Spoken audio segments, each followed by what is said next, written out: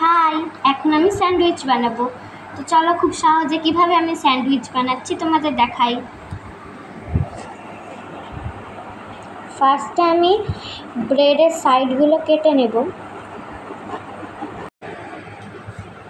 আমার ব্রেড কাটা শেষ, এখন আমি ব্রেডে টমেটো সস দেব।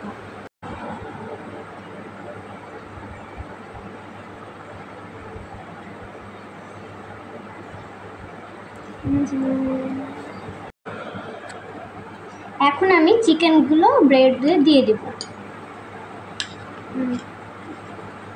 হাত দিয়ে দাও।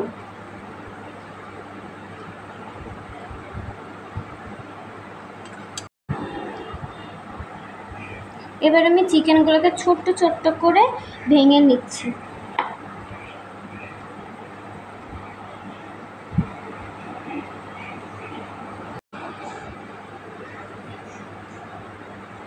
এখন আমার চিকেন স্যান্ডউইচ বানানো শেষ। উপরে দিয়ে দাও, একটার উপরে ওগুলো দিয়ে দাও।